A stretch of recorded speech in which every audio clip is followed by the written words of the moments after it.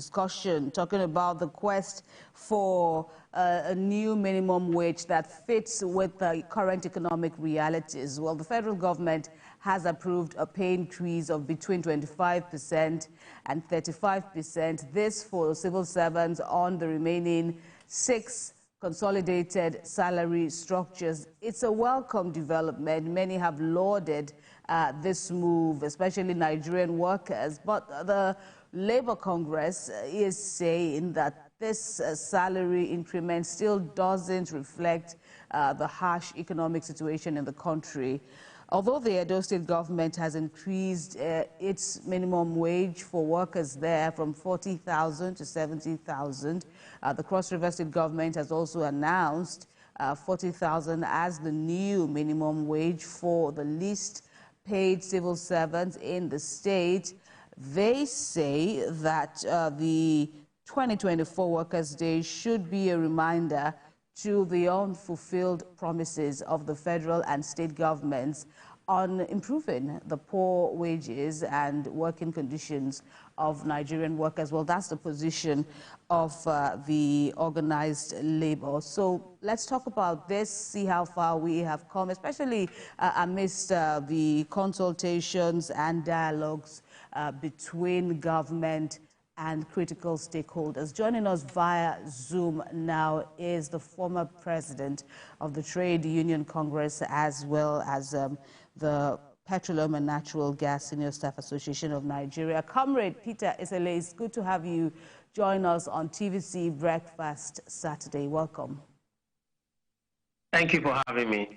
Right. Let's, begin with your take. So government, as well as private sector, and of course, crucial stakeholders, organized labor, have been in talks. How would you assess, the quality, the progress that have been made, so far, especially in the quest for a new befitting minimum wage for Nigerian workers? Well, I think I would say what has been going on is that it's better that they are talking. There's a tripartite meeting going on. And what has been delaying is the sticking point of what is actually will be the new minimum wage. I think Labour has made their offer. Labour is asking for a little above 600,000. But we've not heard from the federal or state government, and also from the private sector employers.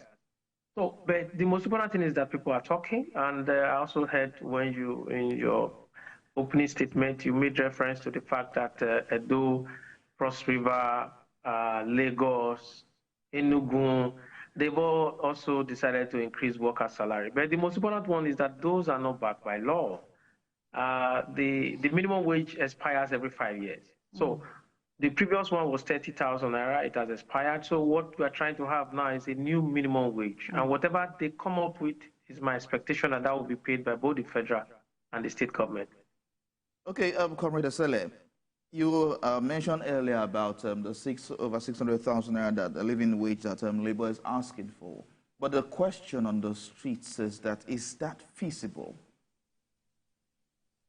You see, it's a negotiation. I can as well come to you now and say, I want 10 million naira as minimum wage. There's nothing wrong with that. It's like you also asking your employer in TVC and saying, okay, this is what you want to be paid. But at the end of the day, you and your employer will have to sit down and agree on what is doable, because both the employer and the employees' relationship is symbiotic. They need each other. None can do without the other. So they must find a midpoint that will ensure that, we're not going to have a galloping inflation. You can pay somebody 10 million naira as minimum wage, but at the end of the day, that 10 million naira can also not do as much. So what you have is a galloping inflation, or before we travel the route to Zimbabwe. So Labour can ask for whatever they want to ask for, and government can also say this is what we can afford. But at the end of the day, it has to be data driven, and then we also have to look at the revenue of the state, and then we also need to look at how would the employees survive in a very tough environment. Okay, but do you think that despite the fact that the federal government and Labour are still having negotiations, and whatever they agree is binding on all states, do you think some states should pay a bit more than other states? Because going by the fact that we see a lot of states that we hear and we, from statistics, and see that a lot of states are not viable enough to pay that amount of minimum, even the 30,000 naira. For some other states complained about it at the time. So do you think some states should be able to or should pay higher than other states? All states are viable to pay minimum wage. All. The reason why you hear state governors saying that they cannot pay minimum wage is because of the way they live. You know, if you look at the cost of governance in Nigeria, it's very, very expensive. A governor comes in, and the next thing is having PA, SA, you have commissioners, and then the commissioners have retinue of aides. So you have SA to the SA. So we have series of wastages in our system, and corruption. Corruption is also one of our biggest bane. Why any state will say they cannot afford it. Our states are viable to pay minimum wage. Now, what are we talking about? What's minimum wage? Minimum wage is the base. The minimum we think that anybody in Nigeria can live by. I'm not talking about living wage yet. So from that minimum that you now have to move to the next level, which you not talk about living wage. But what you need to ask yourself is that the minimum wage, where can it take you to? And that also now comes to government policies, and now they're able to absorb some of the challenges that the ordinary workers and ordinary Nigerians are facing. So first thing is very clear, all states can pay the minimum wage. All states is viable enough to pay workers. A laborer deserves his wage. And then when you also now come to the import of some states have not been able to pay, and that's where the organized labor also need to come in here, because most times our attention is on the federal government. All the commitments that I was former president of TUC, so I can judge the federal and the state government, because one thing is very clear: whatever commitment the federal government gets in with workers, federal government always meets it. It's always the state governors or the state government that are always found wanting. So organized labor should also now take the battle, take it to the state government, and also let them know that yes, this is what we think you can pay, and this is what you have to pay. Right, we're seeing some wage adjustments as well as wage awards, not just at the federal level. Some states are also taking it upon themselves. But when you look at, the moves by the Tinubu administration, especially in the latest pay increase for certain workers on the consolidated salary structures, what impact do you think this will have on the ongoing consultations by the tripartite committee? Now, from what you've just said, is wage adjustment, and then I also call it government intervention to also help the workers to go through these tough times before the tripartite will come up with a new minimum wage. So whatever is being done by both federal and state government is actually not backed by law. So if it's backed by law, it's only the national minimum wage that is actually backed by law. So whatever is agreed by the tripartite, I think the Enugu state governor was very clear. In his own adjustment that he made, he said, I want to quote the governor, or let me paraphrase what he said, was that, okay, what I'm doing now is something that is temporary, just waiting for whatever the tripartite committee in Abuja agrees, and that he's also ready to implement it. So one thing government also need to do, and which of course is both organized labor and government, is that we also not only look at the cash aspect. There is the cash angle of things, and there should also be the other area of looking at what are the challenges we are facing right now. The major challenge is transportation, education, and once healthcare. How are we able to absorb those things? That's where government policy comes in. Because if you take away transportation from right now, workers spend as high as between 60 to 70% of their salary on transportation costs. You're also aware of the ongoing fuel scarcity. That too has also added more burden to the average Nigerian worker. It's for government to have what I call a holistic approach at the federal level, and then we also have what I would call the omnibus plan, which is between federal, state, and local government, whereby everybody sit down and say, okay, this is what we are taking off the ordinary Nigerian to make things easier for them. But once we don't have that, we'll continue to have what I call ad hoc measures, and ad hoc measures is not taking us anywhere. Right. We've also, seen, some form of, demands by labor, though yet to be accepted as talks are still ongoing.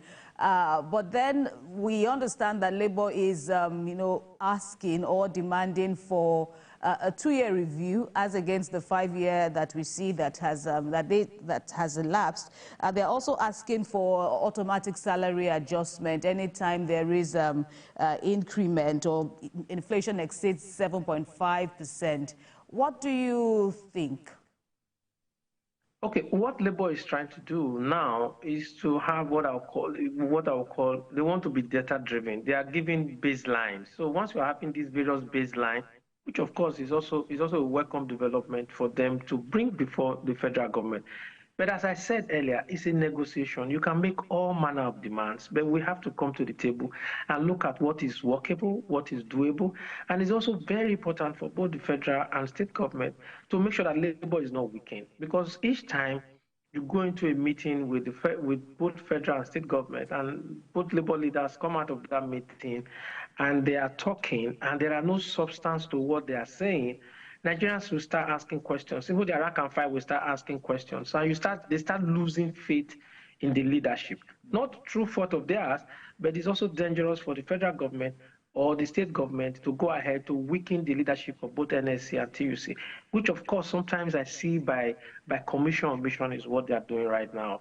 Well, NGF, the Governors Forum, has also said that they will abide by whatever the tripartite committee agrees upon in terms of a new minimum wage, a realistic minimum wage. But then we are seeing some states saying even after an agreement has been reached, they will still need to constitute their own committees to work out the modalities for the minimum wage implementation, at least the new one. But don't you think this will draw us back? As in, will there be need for these states to have to draw up another committee to work out the modality, or is there really merit in this move? I think what you are having is the highest form among the governors also have to do with the Nigerian Governors Forum. If the forum agrees that this is the direction they are going to take, other governors will also fall in line. So I'm not disturbed or worried by what they say. You see, in a negotiation, what you have is that everybody is trying to take position. Organized labor is trying to take position. Federal government is trying to take position. State governments are trying to take position. Let us also give it to those in the organized private sector. I will tell you there are those in the organized private sectors that have moved ahead long ago, even with the fact that you have subsidy removal, naira floats. So all of these challenges, there are some in the private sector that have moved far ahead of what we are talking about now, who are alive to their responsibility. It's just a typical government with bureaucratic bottleneck and slow pace of governance that is affecting what is going on. But whatever is agreed at the end of the day, I think it will be backdated. And if federal government thinks that whatever award they have given and they want to go back and calculate it, they go ahead and calculate it and deduct the same amount. But I don't think federal government is giving all of this pro bono, no. Okay, so if you were to, we're just having a discussion, but in your own view, if you want to suggest a minimum wage for the government, looking at the economic variables and everything going on at this point, what do you think should be the appropriate amount for a worker at the minimum wage? I don't think I will want to walk that part of suggesting the new minimum wage, because part of me is with the comrades too. So let me allow the comrades to do their negotiation, because once I make a comment here now on what I think should be the minimum wage, that may not be reference for both sides, and which I don't want to do. I want both sides to have Georgia and come to their own minimum wage. But do you think whatever they come up with will be appropriate for the Nigerian worker, looking at the fact that whatever comes up now is binding till after 5 years? Well, I will also leave that to those who are doing the negotiations to say what will be appropriate. For me, what I think would be appropriate is a government that will alleviate the challenges that the average Nigerian, not just Nigerian worker, NSC and TUC members are very, very infinitesimal compared to those who are working in the informal sector, who are not organized. So my own take here is for the federal government to look at those areas that are very challenging for the ordinary Nigerian. Right now is transportation. Because for any economy to thrive, you must be able to move goods and services from one location to another. That's key for economic development. So if government is able to take care of that, and then the brain boss for any economic development, it also happens to be the educational sector. So, and then you also know that for you to be able to perform on your productivity, to enhance your productivity, you must be healthy. So if government has a plan of taking all of this off the shoulders of the ordinary Nigerian, just like they do in some of these Nordic countries, I always say it, when government wants to take from Nigerians, they will tell you that, oh, the price of gasoline that we are paying in Nigeria or PMOs we are paying is not comparable to what is being paid in Europe or America. But when it comes to giving us, they don't tell us that in, especially the Nordic countries, whereby it's the responsibility of government to take care of the education, the healthcare, and the transportation of its citizens. So if we are able to do that, then whatever you pay will be appropriate. Right, and this is a path that you have walked before, leading organized labor at various points in your career. But the concern really is on not just on the state governments and their capacity or willingness to pay the new wage, but even on the private sector. And, the concern is triggered by, do we have enough monitoring mechanisms to ensure that the private sector that's also part of these talks will walk the talk really after, pen has been put to paper, so to speak. How do we navigate this time around, at least to ensure that private sector workers are also well served? You may be surprised that it's actually the private sector that has lived up to the billing.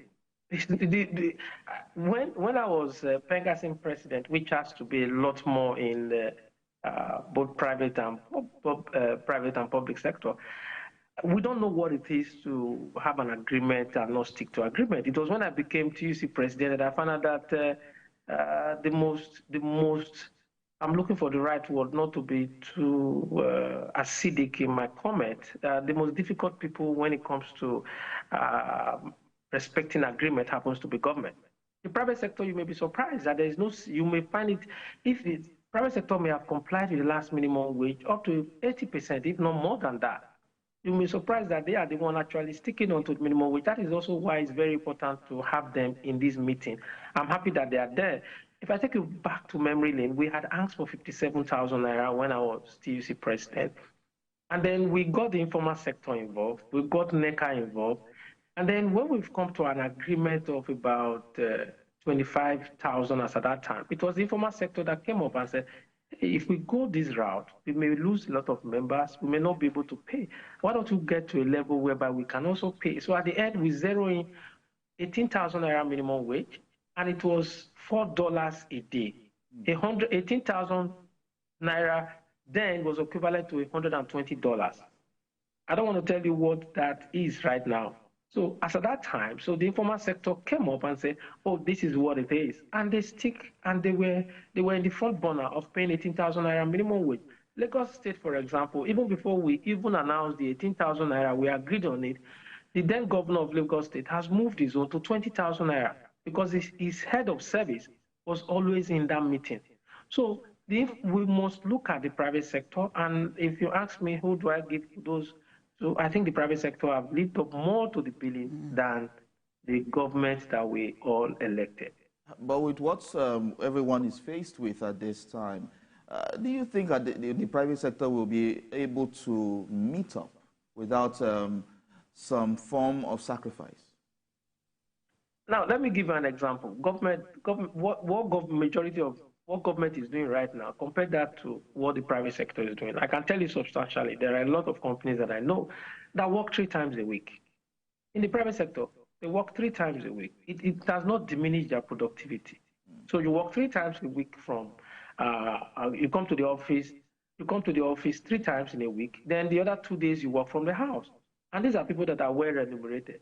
So if you look at it, private sector will always devise various means to see that their workers get along. Unlike government, apart from Lagos State is the one that is also saying particular grade can work from home while others come up. These are areas where we will sit down and look at the data And when we look at data, we also now look at, okay, if somebody is working from home, this is the amount of money that the person is saving. There are a lot of creative ways that we can get around this. It's for us to be creative, for us to go deep into our resourcefulness, to make life easier for everybody. I'm not saying you kill the government, but the government too shouldn't also kill the ordinary Nigerians. We must find that level playing ground where government and the people will survive. I always emphasize this. The people can survive without government. The government cannot survive without the people. Right, and okay, so TUC, NLC are involved in these talks, but you know, so at some point there did seem to be some cracks, them speaking from, you know, not speaking with one voice. And I wonder how much of a concern is that for you, especially in the light of a fresh ultimatum that both groups have given now to the federal government to resolve the issue of the minimum wage by the end of May that has passed, as well as, you know, other issues, lingering issues like, you know, the increment in tariff, electricity tariff and all of that amidst the fuel scarcity being experienced now? Well, the TUC and NSC, of course, I would be disappointed if there are no disagreement. The only difference that I had is that when I was there was also disagreement between TUC and NSC. But the difference is that this part was made public, and normally these parts are not made public. And I also got former president, we do get briefing of what is going on. So I also got a brief of what led to that part. And then we also advise how they can navigate it. You saw both NSC President Ajero and the TUC President Osifo, you saw them together at the Workers' Day. These things are normal, but just that they should be able to curtail it and make sure that their disagreement is done behind closed doors. If there are no disagreement, there is no progress. Anytime you don't have an opposition within your rank, you are not making any progress. So their disagreement is normal, but my advice to them is do it behind the scene. So that's one. On the other aspect is that whether they speak from both sides, no, they will not. The TUC will have its own, and the NSC will have its own. Then they come together and harmonize. We also had that when I was president. Initially, the NSC was asking for something higher than 57,000 naira until we met, resolved it, and then we came to 57, and then we went to the table with that demand of 57. I think initially you have TUC asking for about 447,000 naira, and the Nigerian Labour Congress going as high as almost 1 million. But what you have now is a little above 600,000. So there is a gap that they are both meeting right now. But I have no doubt in my mind that they are together. And then the issue of, you talk about electricity tariff, you talk about subsidy. I was telling somebody, I said, the way it's not easy to be a worker right now because they are getting what they call in the local palace bus boosts from government from one end to the other. The only challenging thing is that government has not gone ahead to find a way to mitigate these challenges. And that is why we are going to have what I call industrial challenges at the moment. But I'm also very happy that the NSC and TUC keep giving ultimatum. The meaning of that is that we don't really want to go on this strike. Please, let's talk. When somebody gives you an ultimatum, says before the end of the month, the federal government and the tripartite committee has 3 more weeks to go before whether organized labor is going to call a strike or not. So that means let's talk. Let's get out of this. Comrade Peter Isele, former president of the TUC and Pengasan, we thank you very much for your contributions on the program, TVC Breakfast Saturday. Thank you very much indeed. Thank you very much for having me. We went to the streets of Lagos as usual. This time around, the question is, what would you do or how do you tell a friend that he has hygiene issues? For example, mouth or body odor. Let's check out their responses.